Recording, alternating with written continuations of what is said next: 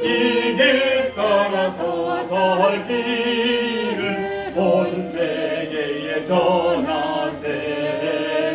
만 백성이 나갈 길 어두운 밤 지나서 동천다. 바람 빛보아라 저 빛, 저 예수의 나라 이 땅에 오겠네 오겠네. 저 예수 따르라 승리의 주, 세계 만민에 돌아가. 길과 진리여 참 생명 내 장검을 부수고 다 따르라 화평과. 어두운 밤 지나서 동튼다. 바람 빛보아라 저 빛, 저 예수의 나라 이 땅에 오겠네 오겠네.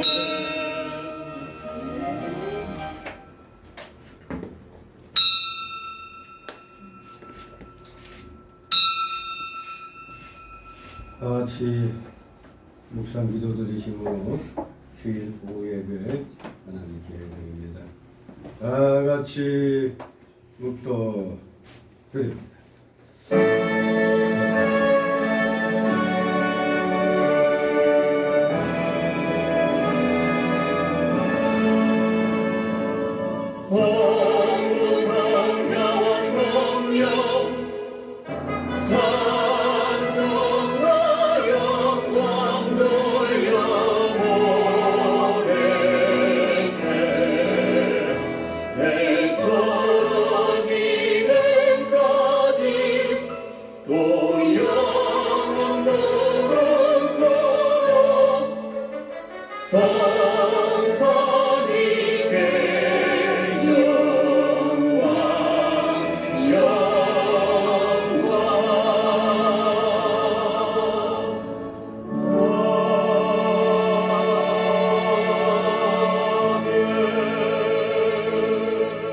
주의 궁정에서 한 날이 다른 곳에서 첫날보다 나은즉 악인의 장막에 거함보다 내 하나님 문지기로 있는 것이 좋사오니.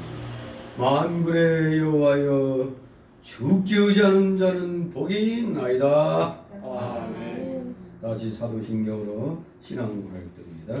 전능하사 천지를 만드신 하나님 아버지를 내가 믿사오며 그의 아들 우리 주 예수 그리스도를 믿사오니 이는 성령으로 잉태하사 동정녀 마리아에게 나시고 본디오 빌라도에게 고난을 받으사 십자가에 못 박혀 죽으시고 장사한 지 사흘 만에 죽은 자 가운데서 다시 살아나시며 하늘에 오르사 전능하신 하나님 우편에 앉아 계시다가 저리로서 사는 자와 죽은 자를 심판하러 오시리라. 성령을 믿사오며 거룩한 공예와 성도가 서로 교통하는 것과 죄를 사하여 주시는 것과 몸이 다시 사는 것과 영원히 사는 것을 믿사옵나이다. 아멘. 다같이 찬송가 183장 부르시고 이 시간 중에서 각국 집사님 기도 인도하십니다. 183장.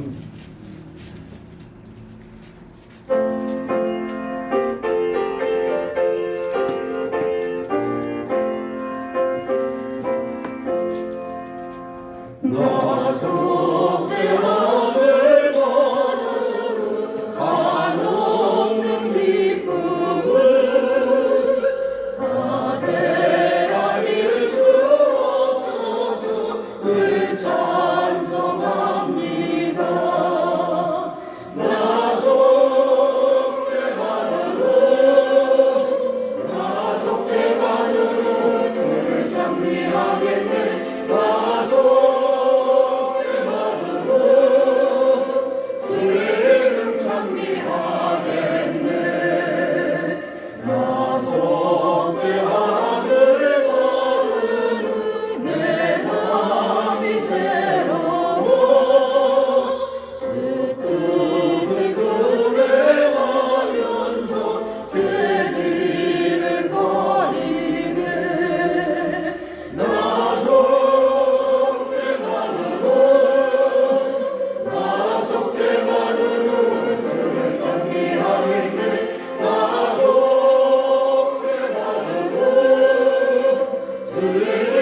장미하겠네. 나 속죄함을 받은 후 성령이 오셔서 하나님 자녀된 것을 곧 증거합니다. 나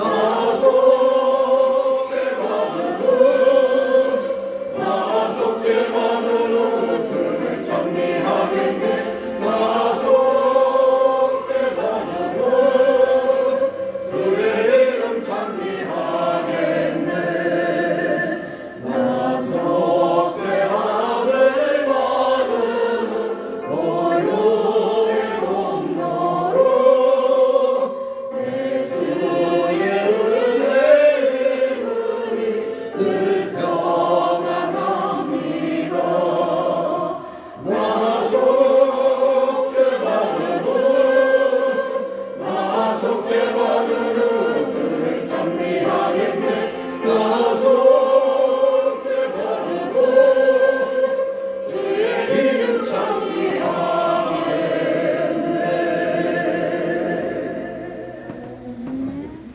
기도. 하나님 아버지 감사드립니다. 오늘도 주님 앞에 나섭니다. 은혜로운 시간 되게 인도하여 주옵소서. 죄악의 깊은 수렁에서 저희를 건져주셔서 예수 그리스도의 십자가의 보혈로 깨끗하게 씻겨주시고 부활하신 예수님의 생명을 거듭나게 하셔서 하나님의 자녀 된 자로서 살게 하여 주신 은혜에 감사드립니다. 하지만 주님 불완전한 육신에 기chấp하는 저희들을 잠시 동안은 주님의 은혜를 잊어버린 채 스스로의 욕심과 정욕에 이끌려서 주님의 뜻을 저버리면서 살 때 있었음을 보겠습니다.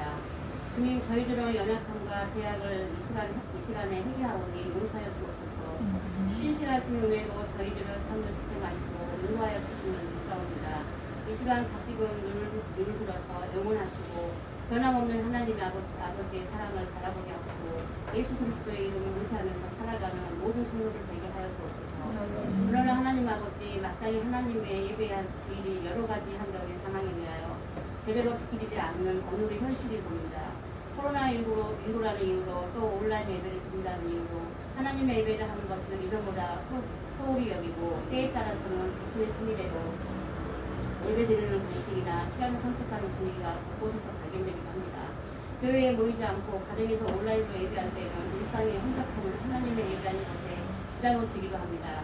온전히 주님을 바라보지 못하고 예배하지 못한 저희들을 불쌍히 여겨주시옵소서. 사랑하는 주님, 지금 한국교회 가운데 예배의 도움을 허락하여 주시고 이 땅의 온 교회가 하나님의 나라를 세상에서 세우는 일에 즐거이 헌신할 수 있도록 역사하여 주옵소서. 하나님 아버지, 이 나라의 이 민족을 위하여 기도드립니다. 코로나19로 인하여 안팎으로 혼란과 어려움을 겪고 있습니다.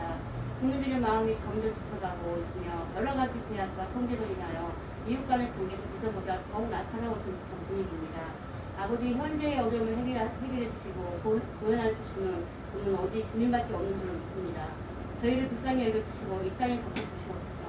그리하여 하루속히 모든 일상이 정상화되고 주님 영광 돌려드리는 그날이 속히 올 수 있게 간절히 바라옵니다.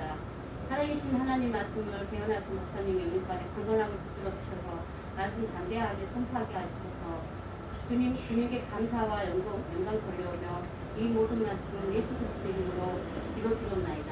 아멘.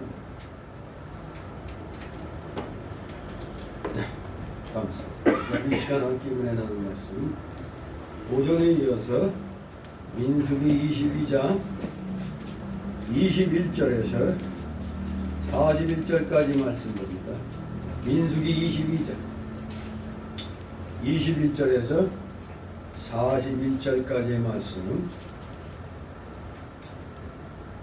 다 찾았습니까? 오전에 이어서 바로 21절부터입니다. 교대로 있습니다.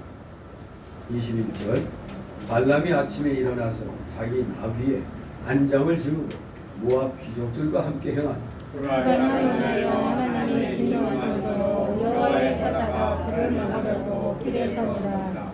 발람은 자기 나귀를 타고 그 두 종은 그와 함께 있더니 나귀와 여호와의 사자가 칼을 빼어 손에 들고 길에서 온 것을 보고 길에서 떠나 밭으로 들어간지라.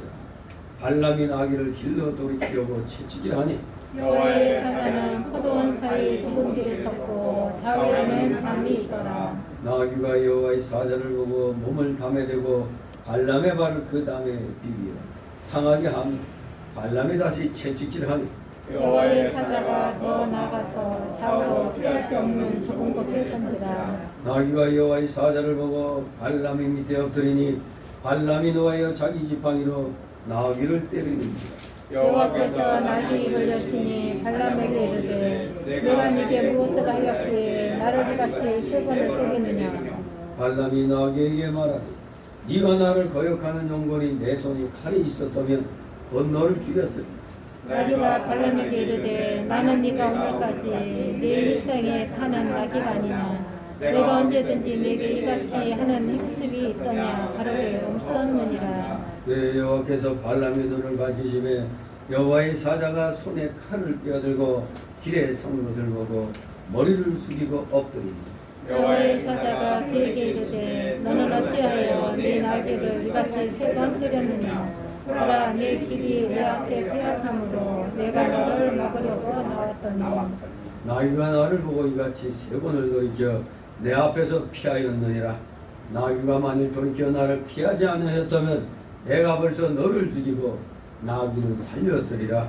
발람이 여호와의 사자에게 말씀하되 내가 범죄하였나이다. 당신이 나를 막으려고 뒤에 서신 줄을 내가 알지 못하였나이다.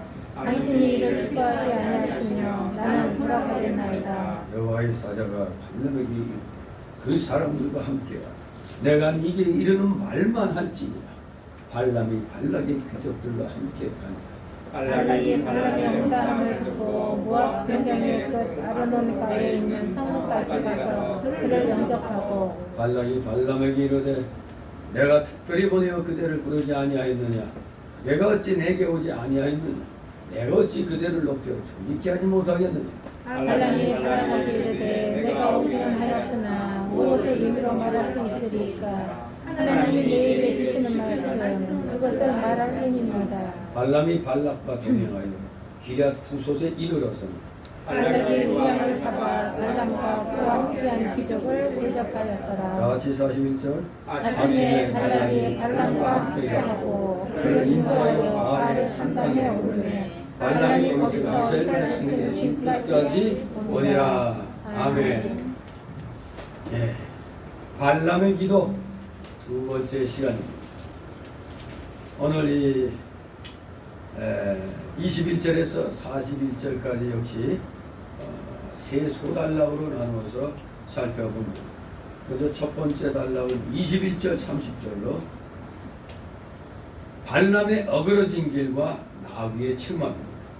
21절 30절 발람의 어그러진 길과 나귀의 책망, 즉 하나님의 사자와 발람의 당나귀 얘기입니다. 두 번째 소단락은 31절 35절로 발람을 책망하여 보내는 여호와의 사자, 발람을 책망하여 보내는 여호와의 사자. 세 번째 단락으로는 36절 41절 발람을 영접한 모압왕 발람. 이렇게 세 소단락으로 나누어서 이번 시간 함께 은혜를 나누도록 합니다. 지난 시간에 살펴본 대로 이 발람은 사실 하나님의 뜻을 분명히 깨달았죠. 그럼에도 불구하고 하나님의 뜻이 무엇인지 다시 한번 알아보겠다고 했습니다. 이것은 이미 발람의 마음이 물질에 유혹이 되어서 이 판단력을 상실했음을 뜻한다고 했습니다. 그런데도 표면적으로 볼 때 발람은 탐욕의 노예가 되었음에도 불구하고 겉으로는 아주 고고한 체합니다. 아무리 많은 물질을 준다 할지라도 자기는 하나님의 뜻에 따르겠다고 말함으로써 정말로 이 발람이 이중인격의 표리부동한 인간인가를 우리는 알 수가 있습니다. 이미 하나님이 하지 말라고 하셨는데 그 물질을 보고 하나님께 물어보겠다고 하면서 자칫 되게 거룩한 척 하면서 이렇게 해겠는데 결코 자기 욕심이 들어가서 하나님께 기도했더니 하나님이 말릴 줄 알았더니 너는 함께 가라고 그랬어. 그래? 그러나 가긴 가되 내가 이르는 말만 해라. 그렇게 말씀하셨습니다. 아무튼 이렇게 하나님이 표면적으로 허락한 것 같이 보이는 것은 이미 발람의 마음은 이미 탐욕으로 그 물질을 따라 가기로 그 마음이 이미 돌아섰던 것을 알았기 때문에 그거 껍데기 붙잡아 봐야 안 되니까 일단 가도록 하고 나서 내 말만 전하도록 이렇게 하신 거죠. 우리는 이 발람의 이중인격적인 이런 표리부동한 이 태도의 기도를 이름하여 오늘날 우리가 발람의 기도라고 하면서 자기 마음에 어떠한 일을 작정하고 그대로 되기를 원하는 마음을 가지고 하는 기도는 다 발람의 기도라고 그렇게 지칭을 하고 있는 겁니다. 진실로 우리들 하나님께 나의 마음에 어떤 것을 원하면서 그대로 되기를 간구해서는 안 됩니다. 우리는 하나님 뜻을 성경으로 깨닫고 그리고 하는 기도는 그 말씀을 실천할 힘을 얻기 위해서 우리는 기도해야 되는 겁니다. 그러니 우리는 성경 말씀대로 따라가고자 하는 마음으로 기도하면서 말씀을 깨닫게 해주시고 실행할 힘도 주시라고 이렇게 우리는 기도해야 된다고 오전에 말씀을 드렸습니다. 자, 이제 어쨌거나 자기 욕심에 의해서 이제 하나님까지 거기에 갖다 붙이면서 이제 길을 떠납니다. 자, 첫 번째 단락이 21절 30절이요. 발람의 어그러진 길과 나귀의 책망입니다. 하나님의 사자와 발람의 당나귀가 어떠한 상황이 되는가를 우리에게 말해주고 있습니다. 21절 30절. 하나님은 발람의 출발을 허락하셨지만 그가 하나님의 뜻을 이루는 일보다 자신의 사역에 더 관심을 가지고 있음을 파악하시고 22절에 보니까 그 가는 길을 막으셨습니다. 즉 영혼이 없는 짐승 나귀를 사용하셔서 가장 현명하고 초자연적인 현상마저 간파주한다고 떠버리던 거짓 선지자의 잘못을 지적을 하셨습니다. 이 같은 사실을 통해서 첫째 우리는 욕심에 이끌려 하나님의 뜻을 무시하는 영혼은 짐승보다 못한 존재다. 이것을 우리에게 깨닫게 해주시고 두 번째로 만물의 주인이신 하나님께서는 그의 미물조차도 하나님의 능력으로 통제하시고 계신다는 걸 우리는 발견할 수가 있습니다. 자, 21절 23절 있습니다. 발람이 아침에 일어나서 자기 나귀의 안장을 씌우고 모압 귀족들과 함께 행하니 그가 행함을 인하여 하나님이 진노하심으로 여호와의 사자가 그를 막으려고 길에 서니 발람은 자기 나귀를 타고 그 두 종은 그와 함께 있더니 나귀와 여호와의 사자가 칼을 들어 손에 들고 길에 선 것을 보고 길에서 떠나 밭으로 들어가니라. 발람이 나귀를 길로 돌이키려고 채찍질하느니 아멘. 자, 하나님이 일단 그 몸뚱아리가 가는 건 허용을 했습니다. 그랬더니 발람은 그 신이 났어요. 그냥 엄청난 재물도 생긴 데다가 대우받는 높여준다는 그 길에 아주 신나서 아침에 일어나 나귀 타고 모압으로 갑니다. 아마 그 마음은 하나님의 어떤 경고하심을 잊어버리고 그냥 마냥 이제 높임받고 뭐 재물만이 생긴다니까 아마 신나가지고 가는 것 같았습니다. 그랬더니 하나님이 이놈 이대로 떠났으면 안 되겠다 싶어서 이제 진노를 하심으로 여호와의 사자를 보내 길을 일단 막았습니다. 여기 여호와 사자는 하나님의 진노의 수행자입니다. 하나님의 진노를 가르쳐주러 온 사자였습니다. 바로 그 사자가 여호와의 사자가 길을 막았습니다. 그런데 세상에 나귀가 사람보다 낫네. 나귀 눈에는 그 여호와의 사자가 보였습니다. 근데 이 발람은 눈이 어두워져 가지고 보지 못했어요. 이 눈은 이 보는 눈이 아니라 영의 눈이 어두워져 가지고 나귀는 봤는데 쥐는 못 보게 되었습니다. 나귀는 여호와의 사자가 칼을 손에 빼어들고 길에 마주선 것을 보고 길을 떠나 본능적으로 옆 밭으로 들어갔습니다. 그런데 이 그저 마냥 그냥 높임 받고 재물 생긴 데에 그냥 마음이 팔려 있는 발람은 아니 이놈의 나귀가 미쳤나 해가지고 야 이 똑바로 가 하면서 그냥 채찍질을 해버렸습니다. 나귀가 그러니 뭐 짐승은 또 두들겨 맞으면 또 이제 또 사람이 원하는 대로 이 고피 잡는 대로 또 가죠. 그러나 분명히 이 나귀의 이러한 이상한 행동은 하나님께서 발람을 깨닫게 하려고 하신 겁니다. 이놈이 지난밤에 그렇게 주의를 줬는데도 마음이 온통 그냥 그 물질과 그 높임받는 명예 이 영광심으로 들떠있던 거예요.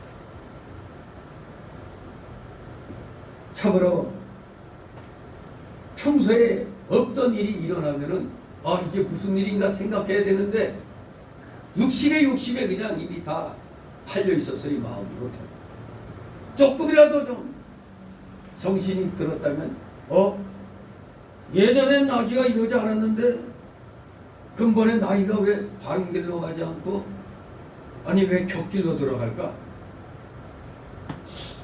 이거 내가 잘못된 길로 걸어가니까 나귀도 이 잘못된 길로 가는 걸 알고 이렇게 행동하는 거 아닌가? 이렇게 한번 생각을 해봤어야 됩니다. 왜? 평소에 안 그러던 충실한 그 자기를 태우고 다니던 나이가 이런 일이 없단 말이에요. 바른 길 놔두고 옆길로 그냥 들어섰습니다. 그래서 깊이 반성하고 내가 하나님 앞에 있고 바로 하지 못하기 때문에 이런가 보다 하고 정신을 바로 차렸어야 돼요.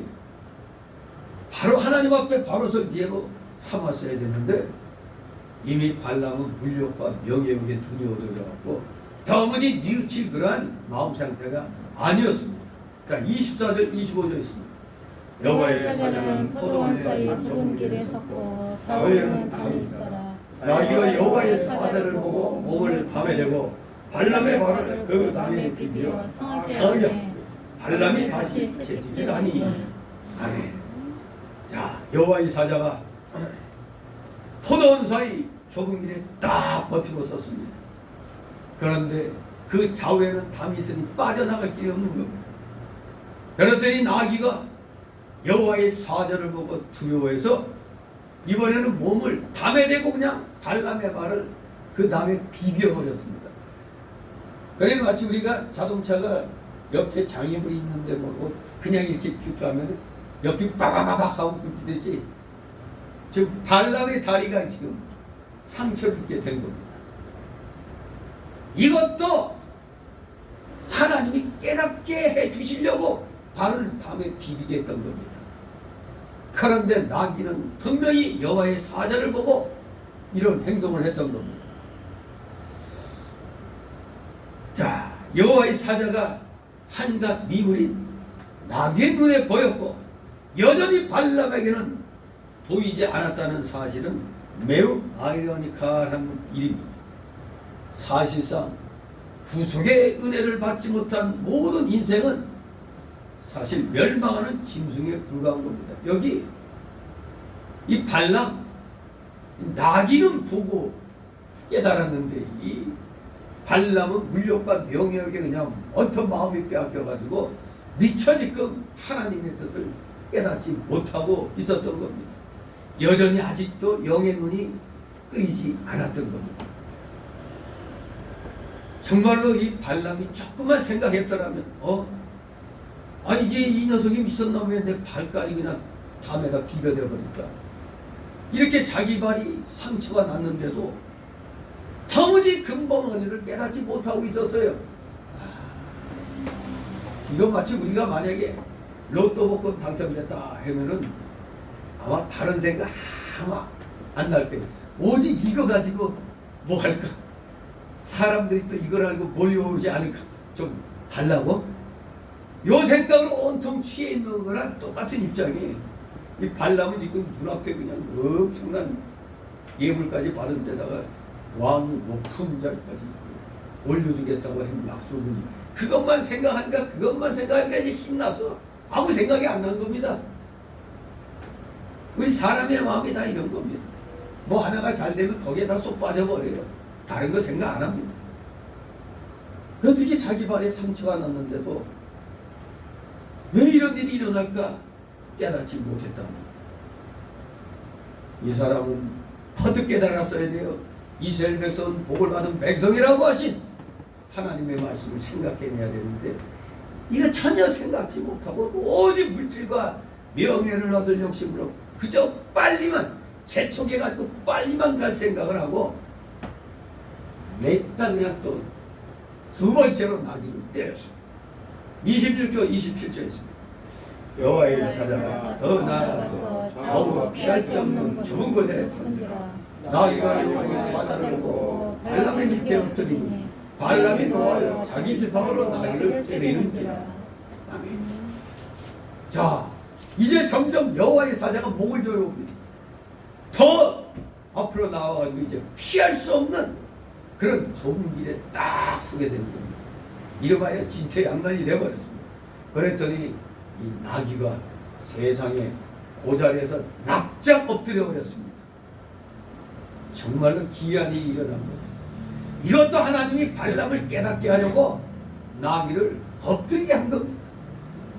그런데도 세상에 이 나귀가 엎드리는 것을 보고도 발람이 여전히 하나님 앞에 회개할 생각은 안 하고 나 지금 빨리 가고자 하는 마음으로 급한데 이놈이 또 이래 또 그냥 이번에는 지팡이로 그냥 세 번째 때렸습니다. 아, 여기서 또 3세 번째 만에 뭔가 깨달았을 거예요. 자, 처음에 발람이 탄 나귀가 길을 떠나서 밭으로 들어갔고 그래서 맞았고, 두 번째 발람의 발을 담에다 비벼내가지고 상처나게 만들었고, 이제 세 번째는 나귀가 길에 납작 엎드렸어요. 이거 정도면 3세번이면 생각났어야 되는 거 아니에요?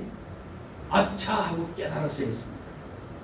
자기가 평소에 잘 타고 다니던 이 짐승이 바른 길 가지 않고 더구나 세상에 주인 발을 담에 비벼갖고 상처낸 것, 그리고 뭐지 강아지도 아닌데 그냥 나귀가 납작 엎드린 것을 볼 때 퍼뜩 깨달았어야 돼. 내가 지금 하나님 뜻을 거역하고 탈선하고 있기 때문에 이 말 못하는 나의 충성스러운 나귀가 나 깨닫게 하려고 이러는 거였구나.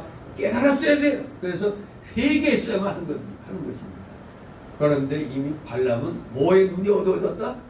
이 탐심에, 욕심에 그냥 눈이 가려서 미처 깨닫지 못하고 급한 마음에 그냥 이 나귀만 그냥 연속 때렸던 것입니다. 자, 이랬더니 기적이 일어났죠. 어떤 기적? 말 못하는 짐승이 입을 열었어요. 그 세상에. 자, 28절 30절 있습니다. 여호와께서 나귀의 입을 여시니 발람에게 이르되 내가 네게 무엇을 하였기에 이같이 세 번을 때리느냐. 발람이 나귀에게 말하되 네가 나를 거역하는 영혼이 내 손에 칼이 있었다면 곧 너를 죽였으리라. 나귀가 발람에게 이르되 나는 네가 어딜라 네 일생에 타는 나귀가 아니냐. 내가 언제든지 네게 이같이 하는 행습이 있더냐. 가로되 없었느니라. 아멘. 자, 그런데 사실 이 욕심에 완전히 눈이 멀어가지고 화가 나 있는 상태에서 나귀가 말을 하니까 여기에 또 따라서 같이 대답하는 걸 보면은 지금 아직 정신이 없는 거예요. 지금 깜짝 놀라야 되는 거 아니에요? 깜짝 놀라서 그냥 뒤로 자빠져야 되지. 근데 멍청하게 순간 같이 대답을 해. 이거 우리 코미디 프로에서 그런 거 많이 나오죠. 뭐 한참 하다가 도저히 이게 사람으로서 뭐 안 되는 그런 건데 그냥 여기서 갑자기 뭐라고 말하니까 같이 따라서 그냥 정당하게 말하는 거. 이런 것이 이제 가끔 코미디 프로에도 이렇게 나오죠. 짐승이 강아지가 뭐라고 그랬는데 마치 지금 착각해가지고 그냥 계속 말하다가 나중에 이건 뭐야 하고 깨닫는 거죠. 이 발람은 이미 탐심의 마음을 빼앗겨가지고 지금 자기가 왜 이러는지도 지금 모르고 얼떨결에 그냥 같이 대화를 나눴어요. 대화를 나눴다 이거. 여호와께서 나귀 입을 여셨다. 이를 단순히 그저 우화적인 것으로 취급해서는 안 됩니다. 하나님은 나귀의 입을 여심으로써 첫째는 하나님이 모든 피조계를 창조하셨으며 또 운행하고 계신다는 걸 알게 해주시고, 두 번째로는 모든 언어의 출발점도 하나님에게서임을 우리에게 보여주신 겁니다. 이런 점에서 하나님과 무관한 사건과 사물과 인격은 아무것도 없는 것입니다. 하나님은 모든 것의 출발이시며 동시에 모든 것의 마침이 되십니다. 한편 날마다 하나님의 뜻을 따르며 영적으로 깨어있는 우리들은 하찮은 자연의 소리에서도 하나님의 음성을 들을 수가 있습니다. 우리가 대자연에 나가서 뭐 저기 설악산이나 어디 이런 데 가서 쫙 하면은 입이 딱 벌어지잖아요. 그러니까 예수님 믿기 전에 그런 생각 안 했는데 이렇게 보면은 하나님이 이렇게 멋지게 만드셨구나. 꼭 하나님이 생각난단 말이에요. 그러면서 아직 하나님을 부인하는 사람들 보면 저기서 사람인가? 아니 딱 자연 환경만 보더라도 이게 어떻게 그냥 생겼다고 그거 믿을 수가 있어요. 우리 이 지구 하나만 보더라도 우리 외계에서 보면 그야말로 우주 공간에 떠 있잖아요. 떠 있어. 근데 신기하게 이게 지구가 스스로 이 균등하게 이렇게 질서 있게 자전하잖아요. 그러면서 태양을 중심으로 또 이게 또 공존을 한단 말이에요. 이건 누군가가 창조하지 않았으면은 이렇게 모든 게 질서 있게 이루어질 수가 없잖아요. 신기하지 않습니까? 우리 인간의 몸도 축소판 우주라고 그러잖아요. 축소판 우주. 정말로 어느 것 하나 창조자 하나님을 느끼지 않을 게 하나도 없는 겁니다. 우리가 이 마이크를 보더라도 이거 어느 회사에서 만들었지? 성능 좋은데. 우리 좋은 물건 보면은 이거 삼성에서 만들었나? LG에서 만들었나? 그런 거 다 따지면서 어떻게 이 세상에 이 기기묘무한 이런 자연을 보면은 하나님이 만드셨다는 걸. 그러니까 하나님을 몰라도 조물주 이제 그렇게 표현하죠. 그렇게 스스로 이제 깨닫게 되잖아요.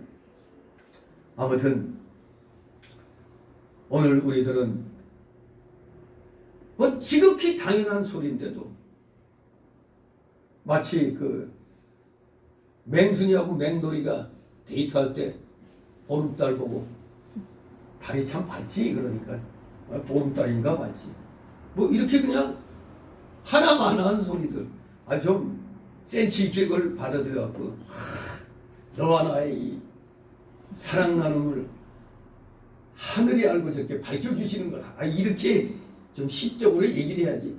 보름달이니까 말지. 이건 뭐 재미 하나도 없는 거 아니에요 그냥. 정말 우리 기독교인은 하찮은 어떤 그런 모습에서도 하나님의 손길을 느껴야 됩니다. 하나님의 음성을 들어야 됩니다. 그러나 영적으로 무뎌져 있는 자들은 하나님의 직접적인 경고조차도 그냥 간과해버립니다. 그러니 영적 귀머거리, 영적 장님에게는 오직 뭐만 있어요? 열만 있을 뿐입니다. 여기 이 멍청한 발람, 욕심으로 완전히 다 앞뒤가 꽉꽉 막혀버렸더니 결국 하나님이 나귀의 입을 열어갖고 말을 하게 하셨습니다. 베드로후서 2장 15절 16절에 보면 저희가 바른 길을 떠나 미혹하여 불의 아들 발람의 길을 쫓는도다. 그는 불의의 삭슬 사랑하다가 자기의 불법을 인하여 책망을 받되 말 못하는 나귀가 사람의 소리로 말하여 이 선지자의 미친 것을 금지하였다. 이럴 때 우리는 좀 고상하게 우리 인간들 사이에 하는 말이 우리가 아무리 나이 많이 먹어서도 모르는 건 3살짜리 어린아이한테도 배우라고 그러잖아요. 지금 이 발람은 인간도 아닌 동물, 그 미물, 나귀에게 지금 책만 듣고 있는 겁니다. 진짜. 나귀가 발람에게 세 마디를 했습니다. 첫째, 내가 네게 무엇을 할게 나를 이같이 세 번 때리느뇨. 나귀가 말합니다. 이것은 바로 하나님께서 나귀를 통해서 발람을 책망한 것이죠. 이제까지 나귀가 여호와의 사자를 피한 행동을 보고도 깨닫지 못하니 이제는 하나님께서 할 수 없이 나귀의 입을 열어서 책망하신 겁니다. 매 맞는 당나귀가 잘못된 게 아니라 때리는 발람이 잘못됐다는 것을 알아야 됩니다. 그런데 아직 영의 눈이 어두워져 갖고 나귀하고 지금 말하고 있어요. 대화를 하고 있어요. 깜짝 놀라가지고 그냥 하나님이 날 깨닫게 하시려고 일어나고 회개했어야 되는데 계속 주저주저 나귀하고 대화합니다. 두 번째 뭐라고 그랬어요? 나귀가 네 일식에 타는 나귀가 아니냐? 누가 나 당나귀가 네 일식에 타는 나귀가 아니냐 말했더니 그러면서 이게 뭔 말이겠어요? 그런 나를 네가 이렇게 때리는 게 옳으냐? 이런 말 아닙니까? 자기가 아무리 나귀를 마음대로 이용할 수 있다고 해서 자기 욕심으로 하나님 뜻에 어긋나도록 이용해서는 안 된다는 겁니다. 자, 하나님 앞에서 나를 좀 바로 이용하라는 겁니다. 나귀가 사람이나 물질이나 사업이나 무슨 기구나 다 자기가 이용할 수 있는 것은 이용을 하지만 주의 뜻대로 바로 이행해야 되는 것입니다. 이용해야 되는 겁니다. 주님 뜻대로 올바르게. 그런데 여기 나귀를 자기 욕심을 채우는데 사용하고 있으니 이 발람은 완전히 탐심에 모든 걸 빼앗기고 있는 것입니다. 세 번째까지 같이 대화를 나눕니다. 세 번째 나귀가 뭐라고 그랬어요? 내가 언제든지 네게 이같지 않은 행습이 있더냐 했습니다. 이 말은 이 나귀 입장에서는 나 나귀가 하는 이 일이 보통이 아니라 특수한 행동 아니냐 이런 얘기입니다. 보통 때는 언제든지 이와 같은 이상한 일이 없었는데 오늘은 하나님의 사자가 나타나 길을 막기 때문에 내가 이렇게 한다는 걸 네가 좀 깨달아라 이런 뜻으로 당나귀가 말했습니다. 만물과 짐승을 다스리며 이용해야 할 사람이 이렇게 욕심에 끌려가니까 지금 그 짐승에게 발람이 책망을 받는 것입니다. 자, 이 3세번 만에 뭔가 이제 발람의 눈이 그 순간 띄어졌어요. 이제 두 번째 단락으로 31절 35절 발람을 책망하여 보내는 여호와의 사자 31절 있습니다. 여호와께서 발람의 눈을 밝히심에 여호와의 사자가 손에 칼을 빼어들고 길에 선 것을 보고 머리를 숙이고 엎드리니 아멘. 이렇게 세 번씩 나귀하고 대화를 나누다가 순간 발람의 눈이 떠졌습니다. 발람이 자기가 눈 뜬 게 아니라 하나님이 영의 눈을 뜨게 해 주셨습니다. 발람의 눈을 밝히심에 여호와의 사자가 손에 칼을 빼어들고 길에 선 것을 보고 이 말씀 여기서 이 발람의 눈이란 그의 신체적인 눈을 의미하는 게 아니라고 그랬죠. 그의 영의 눈, 즉 그의 영적인 인지 능력, 영적 인지의 능력을 뜻합니다. 하나님께서는 영적 혼돈에 빠져있던 발람의 영을 밝히신 겁니다. 인간의 영은 오직 하나님에 의해서만 무지와 혼돈으로부터 벗어나 진리를 발견할 수가 있는 겁니다. 비로소 3세번 만에 나귀하고 세 번째 대화를 나눈 그때 영의 눈이 떠진 겁니다. 첫 번째 깜짝 놀래갖고 깨어나야지 나귀하고 곧 죽어도 앉아가지고 대화를 나누는 거예요. 이 멍청한 발람이. 그래서 세 번째서야 하나님이 눈을 뜨게 해주신 겁니다. 영의 눈. 비로소 하나님의 사자가 딱 칼을 빼들고 마주선 것을 봤습니다. 그때 발람이 아이쿠 하면서 그냥 머리를 숙이고 나귀가 엎드린 것처럼 자기도 엎드렸습니다. 여기 정말로 코앞에서 여호와의 사자가 장칼을 팍 뽑아들고 있으면 이거 무시무시한 겁니다. 여러분 그 하도 우리가 그 옛날 영화나 뭐 중국 무술 영화 하도 많이 보니까 뭐 칼 들고 막 하는 건 아무렇지도 않게 보이죠. 뭐 영화 보니까 아니 맨손으로도 그냥 막 그냥 여러 사람이 칼 들고 덤비는데도 맨손으로 그냥 열이 피하고 저리 피하고 막 치고받고 하는 거 보니까 칼이 아무것도 아닌 것처럼 보이죠. 아닙니다.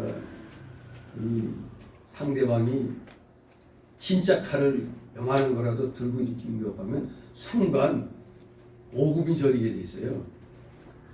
이게 본능인 것입니다. 그런데 쥐떠는 칼을 갖다 탁 빼들고 있으니 이 발람이 그냥 기겁할 수밖에 없는 거죠. 그냥 엎드리지 말라고 해도 그냥 아니 나귀처럼 그냥 바짝 그냥 엎드려 버렸습니다. 32절 33절 있습니다. 여호와의 사자가 내게 이르되 너는 어찌하여 내 나귀를 이같이 세 번 때리느냐. 보라 네 길이 내 앞에 폐역함으로 내가 너를 막으려고 나왔더니 나귀가 나를 보고 이같이 세 번을 돌이켜 내 앞에서 피하였느니 나귀가 만일 돌이켜 나를 피하지 아니하였다면 내가 벌써 너를 죽이고 나귀는 살렸으리라. 아멘. 여호와의 사자가 발람에게 너의 걸어가는 길이 폐역한 길임을 책망했습니다. 만약 나귀가 피하지 않았더라면 너 발람을 벌써 죽이고 저 나귀는 내가 살렸을 거라고 지금 얘기하고 있습니다. 이제까지 나귀로 인하여 사고 난 것은 사실 발람이 망하지 않게 하려고 하나님이 섭리하신 겁니다. 그래서 내가 너를 막으려고 나왔더니 이 막으려고라는 히브리어는 레사탄이라는 단어인데 레사탄 이것은 원수가 되다라는 의미입니다. 즉 발람이 발락을 따라가는 행동은 분명히 하나님의 뜻을 거역하는 발람의 그 자신의 그 자유의지의 소산이었던 겁니다.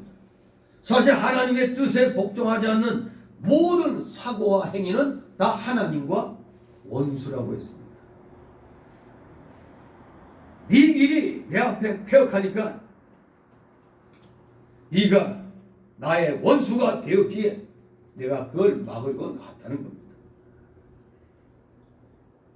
정말로 나귀가 3번씩이나 이런 태도를 행하지 않았더라면 벌써 이미 발람은 죽었을 것입니다. 그런데 나귀 때문에 발람의 뜻대로 되지 않았기 때문에 지금 망하지 않았다는 여기입니다. 죽지 않았으니까 이제는 하나님이 시키는 대로 이제 해야 되는 거죠. 발람은 자기 뜻대로 안 된다고 안타까워했지만 자기 뜻대로 하면 망하겠기 때문에 하나님께서 그 나귀를 통해서 이렇게 사고가 나게 한 것입니다. 우리에게도 사고가 나게 해서 우리를 망하지 않게 하는 일들이 지금 여러분들이 못 느끼는 가운데 많이 일어납니다. 우리 생각에는 돈을 잘 벌면 좋을 것 같아도 돈을 잘 벌면 교만해서 사고나 망할까봐 사고가 나서 돈을 벌지 못하게 하는 경우가 많다는 사실을 기억해야 됩니다. 이렇게 하면 잘 될 것 같은데 이상하게 일이 틀어집니다. 빨리 깨달아야 됩니다. 아, 내가 이렇게 하면 하나님 뜻에 어긋난 길 가니까 하나님이 막으셨구나. 그렇게 긍정적으로 생각하시기 바랍니다. 그게 정답입니다. 그러니 우리는 일이 안 되는 것도 하나님께 감사해야 되는 겁니다. 그래서 우리 입에서는 항상 감사가 끊이지 않아야 되는 겁니다. 만일 그 일이 잘 되었으면 교만하여 방종하고 믿음에서 떠나갈까봐 일이 안 되게 하여 나를 낮춰서 하나님의 은혜 가운데 있게 하려는 그런 하나님의 깊은 뜻이 있다는 걸 우리는 깨달아야 됩니다. 지극히 작은 것일지라도 왜 이렇게 안 되지, 왜 안 풀리지 할 때 이렇게 생각하면 되는 겁니다. 내가 잘못될까봐 하나님이 막으시는구나, 그렇게 생각하는 것이 정답입니다. 잘 되는 것도 은혜로 주신 것이요 사고 또한 은혜로 주신 것임을 깨닫기 바랍니다. 그러면 우리는 잘 되는 것도 감사, 안 되는 것도 감사하는 신앙을 가져야 되는 겁니다. 그러니 언제나 감사하는 삶이 되는 것입니다. 34절 35절 있습니다. 발람이 하나 여호와의 사자에게 말씀하되 내가 범죄하였나이다. 당신이 나를 막으려고 길에 서신 줄을 내가 알지 못하였나이다. 당신이 이를 기뻐하지 아니하시면 나는 돌아가겠나이다. 여호와의 사자가 발람에게 이르되 그 사람들과 함께 가라. 내가 네 이르는 말만 말할지니라. 발람이 발락의 귀족들과 함께 가니라. 아멘. 발람이 이제 남자가 엎드려서 고백합니다. 여호와의 사자에게 자신이 범죄한 것과 또 하나님께서 기뻐하지 아니하시면 돌아가겠다고 말했습니다. 그래서 발람이 바로 말한 겁니다. 그런데 발람이 자기가 가는 길이 하나님 앞에 잘못된 길인 줄 알고 회개하고 하나님께서 기뻐하지 아니하시면 이젠 집으로 돌아가겠다고 말은 했지만 이것은 발람이 진실로 회개하고 돌이키는 마음으로 한 말이 아니었습니다. 진정한 회개는 죄를 원통히 여겨서 홀이라도 남김없이 끊어버리고 다시는 그 길로 걸어가지 않는 것입니다. 그런데 발람은 천사가 칼을 들고 막고 서 있으니 더 이상 갈 수가 없을 바에는 돌아가겠다는 것입니다. 진정 회개하고 이런 말 한 게 아니라 지금 여호와의 사자가 턱을 빼들고 앞을 막고 있는데 어디로 가겠어? 저렇게 된 바에 그냥 돌아가겠습니다. 그겁니다. 죄를 짓다가 더 이상 죄를 지을 수가 없어서 그만두겠다는 것 같은 겁니다. 죄 짓다가 자꾸 상황이 나빠져. 이제 그만해야겠다. 그거와 똑같은 거. 예를 들면 도둑질하다 다 하고는 이제 하지 말라면 않겠다는 것과 같습니다. 다 하고 나서. 하기 전에 그래요. 다 하고 나서. 또 남편과 싸움 잘하는 아내가 남편이 죽으니까 이제는 싸움 안 하겠다는 것 같습니다.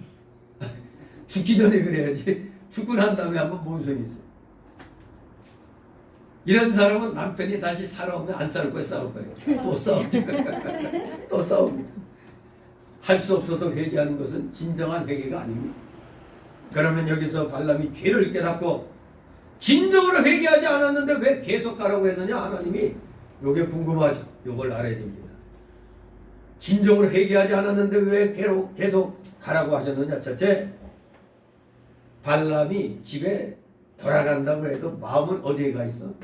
모압에 가 있는 겁니다. 실제로는 껍데기만 돌아가겠기 때문입니다. 즉 중심으로 하나님 말씀을 순종하는 것이 아니기 때문에 그런 것입니다. 두 번째로는 발람이 잘못돼서도 하나님이 거기 가서 하나님이 사용하시려고 그냥 가라고 하신 겁니다. 발람이 잘못돼서도 내어버리지 않고 그 사람을 이용해서 하나님의 구원운동에 사용하려는 것입니다. 발람이 모압에 가서 하나님의 말씀만 전하게 되면 또 하나님이 한몫 쓰는 것이 되니까. 그러나 이렇게 쓰임받는 사람은 가지 않아야 할 곳을 가서 하나님께 쓰임을 받는 것이기 때문에 거기서 쓰임받으면서 망하지 않기는 아주 어려운 겁니다. 결국 쓰임받고 나서 그 대가로 또 잘못을 범한 대가를 또 치르게 되는 겁니다. 그러니 어쩔 수 없이 하나님께 이용당해서는 안 되죠. 처음부터 우리는 하나님께 바로 잡혀서 하나님께 쓰임받아야 됩니다. 여기 발람은 구렁텅이에 빠져 있으면서 지금 하나님께 이용당하는 것입니다. 발람은 거기 가서 물론 하나님께 이용은 당하고 하나님 말씀은 순종했지만 31장 8절 16절에 보면은 모압 왕의 강압에 못 이겨서 범죄하고 결국은 망했습니다. 결국은 죽임을 당합니다. 범죄한 대가는 반드시 치루어야 마는 것입니다. 자, 이제 우여곡절 끝에 모압 왕 발락에게 왔습니다. 36절 41절 발람을 영접한 모압 왕 발락. 네. 하나님의 거룩하신 계획은 어떠한 인간의 도전에도 굴하지 않고 반드시 성취되어야 마는 것입니다. 이는 하나님의 신실성에 근거한 진리입니다. 신실성, 하나님의 신실성, 신실한 그 하나님의 그 성격에 근거한 진리입니다. 발락은 이스라엘을 버전하시고 그들을 통하여 하나님 나라 건설을 계획하신 하나님의 뜻에 정면으로 도전한 것이었습니다. 즉 그는 발람을 물질로 매수하여 여기 이 발락은 물질로 매수해서 이스라엘을 저주하려고 했던 겁니다. 이 발락과 발람이 이름이 비슷하다 보니까 내가 좀 전에 그 발락을 얘기하는 게 발람이라고 한 것 같은데, 예, 발락이 이스라엘을 보존하시고 그들을 통하여 하나님 나라 건설을 계획하신 하나님 뜻에 정면 도전한 겁니다. 누가? 발락이. 즉 이 발락은 발람을 지금 물질로 매수해가지고 여호와의 거듭되는 충고에도 불구하고 끝내 이제 발람을 자신의 경내에 이르게 한 겁니다. 이처럼 물질은 인간의 마음을 동하게 만들고 진리를 거부하게 하고 또 하는 그런 부정적인 힘이 있습니다. 물질은. 여러분에게 오늘 1,000,000원 줄게, 오늘 예배 빠지고 그거 가서 저기 좀 장사 좀 해라 하면은 1,000,000원 줄게, 오늘 하루만. 그러면 모두 다 어디에 걸려요? 오늘 하루만. 오늘 하루만. 여기에 다 걸리거든요. 에이, 하루만인데 여기에 걸리는 겁니다. 거기에만 걸려요. 아무튼 결국에는 이 물질은 진리를 거부케 하는 부정적인 힘이 있는데, 오늘날 우리 기독교인들에게도 주의를 범하게 하는 그런 힘을, 아니 괴력을 발휘합니다. 조금 일을 가면 재미없어 하니까 그냥 꼬랑지 내리는 거하고 똑같은 겁니다. 그래서 사도 바울은 디모데전서 6장 10절에 돈은 일만하게 뿌리라고 그랬습니다. 일만하게 뿌리. 그런데 돈을 사랑함이 일만하게 뿌리가 된다고 그랬는데, 사랑하지 말라고 그런 거지 벌지 말라고 한 게 아닙니다. 돈을 벌긴 벌되 거기에 돈에 매이지 말라는 겁니다. 돈에 팔리면 안 돼. 돈이 나를 주장하면 안 되고 내가 돈을 주장해야지. 근데 대부분 보면 사람들이 물질에 지배받아요. 물질에 지배. 물질을 내 마음대로 써야 되는데 도리어 물질에 그냥 매여버리는 겁니다. 그래서 돈을 사랑함이 일만하게 뿌리가 된다고 어디에서 말씀했다고? 성경 어디? 디모데전서 6장 10절에 말씀을 했다고 했습니다. 이렇게 물질의 노예로 전락한 두 인격들의 만남, 즉 발락과 발람의 이 만남, 천생연분입니다. 이름도 어떻게 비슷해? 네? 그것도 이름의 뜻도 발락이 약탈자인데 발람은 백성을 망하게 하는 거예요. 자, 멸망시키는 자. 어떻게 발음도 비슷하고 이 뜻도 악한 그런 뜻이잖아요. 옛날에 그 오바마가 대통령 됐을 때 버락 오바마라고 그랬죠. 그게 버락이 바로 발락입니다. 그게. 그래서 오바마 안 좋은데 했는데 결국 이 미국의 그 기독교 모든 걸 더 한층 타락시키고 오늘의 저 중공을 갖다 저렇게 깽판 놓는 중공을 만들어 놓은 장본이 또 오바마예요. 아무튼 이 기독교 국가인 미국이 지금 기독교 국가가 아닌 것처럼 지금 되어버리고 있거든요. 신실한 기독교인이 대통령 됐더니 온갖 부정으로 딥스들이 미국을 휘잡고, 아니 전 세계를 휘잡고 있는 딥스들이 집어놔버리니까 언론이고 사법부고 또는 증거가 있어도 마치 우리나라하고 똑같이 아무런 힘을 발휘하지 못하는 걸 푸는걸 목격했잖아요. 엄청난 부정 증거가 있는데도 이 반란과 같이 안 보이는데 지금 대한민국의 저 사법부도 발람이요. 눈이 어두워져 가지고 눈앞에 들이대도 민경공원이 들이대도 아닌데 이러고 있는 거예요 지금. 대한민국에 반란과 반락이 너무 많습니다. 아무튼 오늘 여기도 두 명의 인간들, 물질의 노예로 전락한 두 인간들의 만남이 이루어졌습니다. 하지만 그들 뜻대로 계획은 이루어지지 않았습니다. 그들은 역사의 주인이신 하나님께서 이스라엘 백성들 배후에 계심을 미처 깨닫지 못했던 것입니다. 자, 36절 40절 있습니다. 발락이 응답을 듣고 모압 평경의 끝 아르논가에 있는 성읍까지 가서 그를 영접하고 발락이 발람에게 이르되 내가 특별히 보내어 그대를 부르지 아니하였느냐 내가 어찌 내려오지 아니하였느냐 내가 어찌 그대를 높여 존귀케 하지 못하겠느냐 발락이 이르되 내가 오기는 하였으나 무슨 의미로 말할 수 있으리까 하나님이 내 입에 주시는 말씀 그것을 말할 뿐입니다.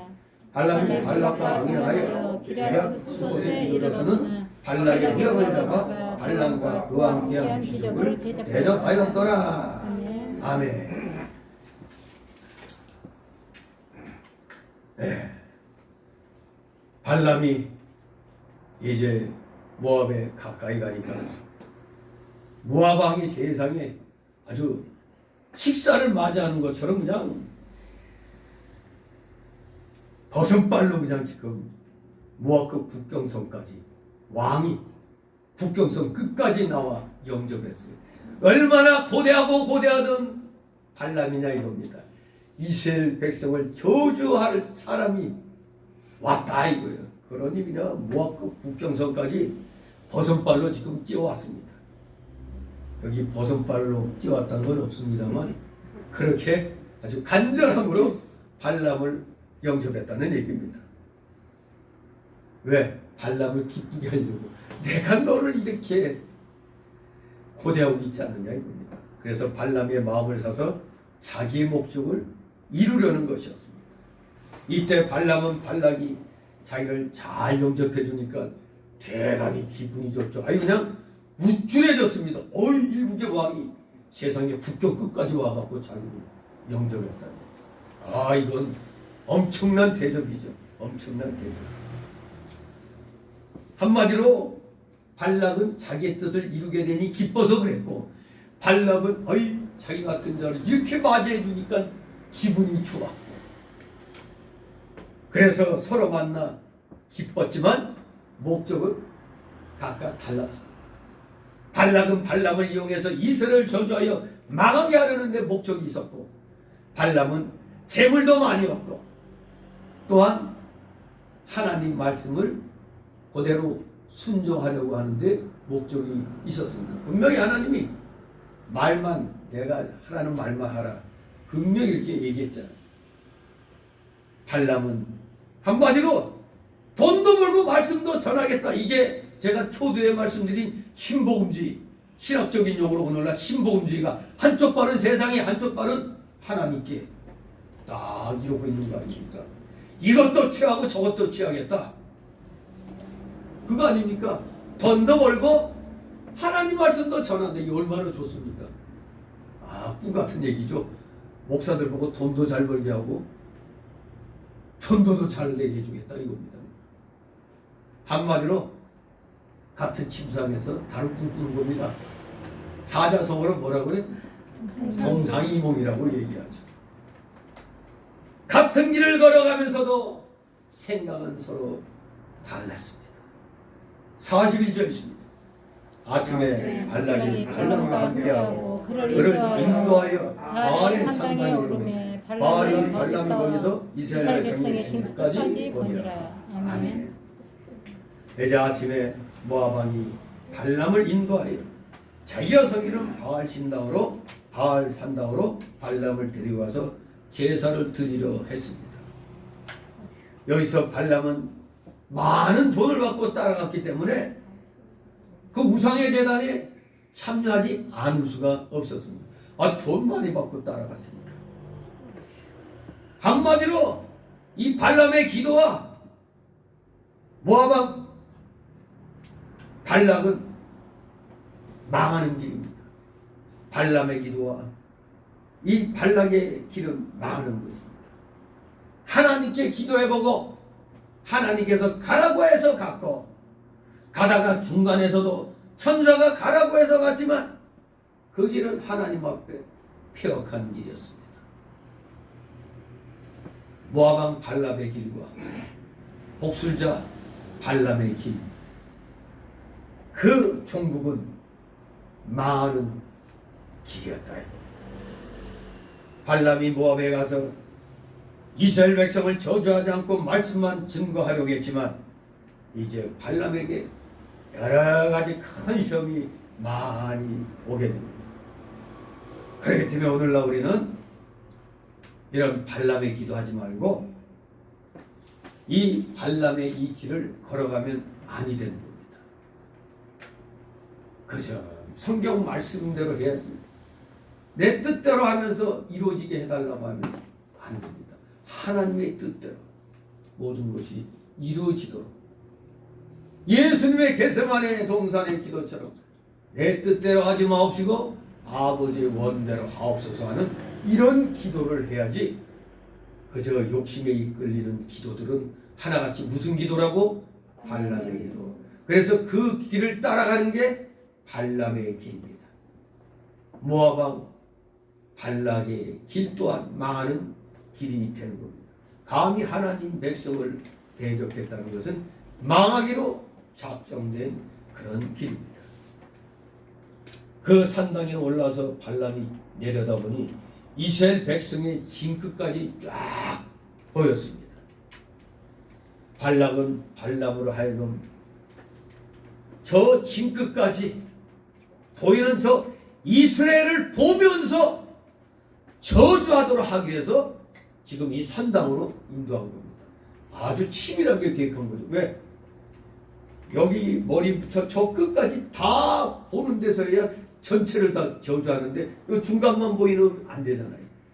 분명히 저희 끝까지 보이는 모든 이스라엘 백성의 무리를 향해 저주하도록 하기 위해서 이렇게 이끄는 것입니다.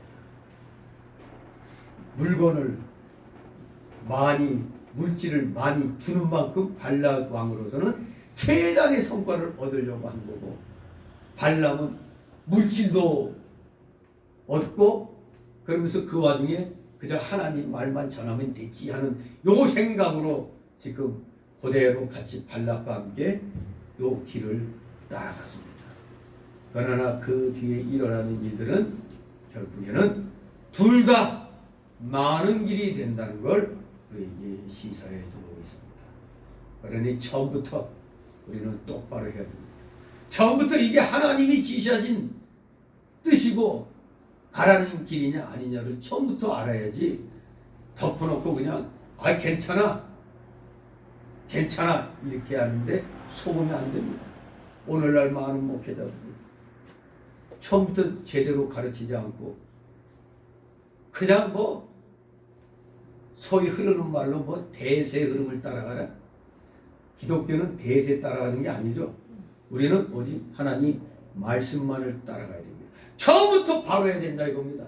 우리 모두 처음부터 바로 해서 하나님을 진정 기쁘게 해드리는 진실된 믿음의 용장들 다 되시기를 주님의 이름으로 축원합니다. 기도합니다. 걸어가신 하나님 아버지 은혜를 감사드립니다. 우리 어떠한 경우에도 세상 탐심에 우리 마음을 빼앗기지 않도록 삼가 조심하면서 늘 성경 읽고 그 성경 말씀 붙잡고 기도하면서 그 말씀이 지시하시는 대로만 우리가 행동하겠노라고 굳건한 결심으로 성경 말씀 안에서 기도하면서 우리 모두 주님이 성령의 감동을 주시는 대로 온전하게 지켜 행하여 나가는 100% 말씀의 순종자들 다 되게 하여 주시옵소서. 감사드리며 예수 그리스도 이름으로 기도드리옵나이다. 아멘. 다 같이 찬송가 200장. 200장 찬송가입니다.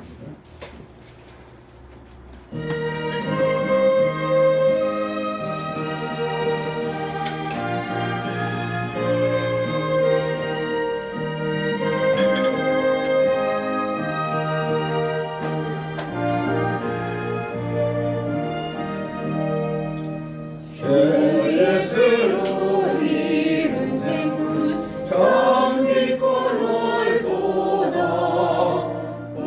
구원하는 그 신능력 더 찬송할지라 찬송하세 주의 보혈 그 셈에 지금 나아가 죄의 깊이 빠진 이몸 그 피로 씻어 말기는 죄악 세상 이김으로 거룩한 길 가는 나의 마음 성전 삼고 주께서 계시네 찬송하세 주의 보혈 이 셈에 지금 나아가 죄의 깊이 빠진 이몸 그 피로 씻어 밝히는 주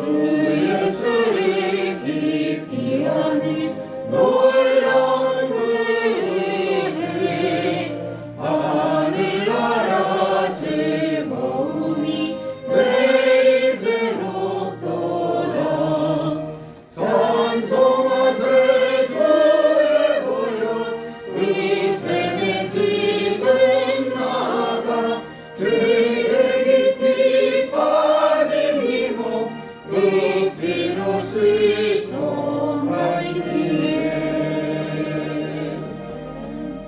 아멘. 주기도문으로 마칩니다. 하늘에 계신 우리 아버지여 이름이 거룩하게 여겨주시며 나를 이루시며 뜻이 하늘에 지는 것 같이 땅에서도 이루어지이다. 오늘날 우리에게 먹을 양식을 주옵시고 우리가 우리에게 지은 자를 사하여 준 것 같이 우리 죄를 사하여 주옵시고 우리를 시험에 들게 하지 마옵시고 다만 악에서 구하옵소서. 내게 나라와 권세와 영광이 아버지께 영원히 있사옵나이다. 아멘. 아멘.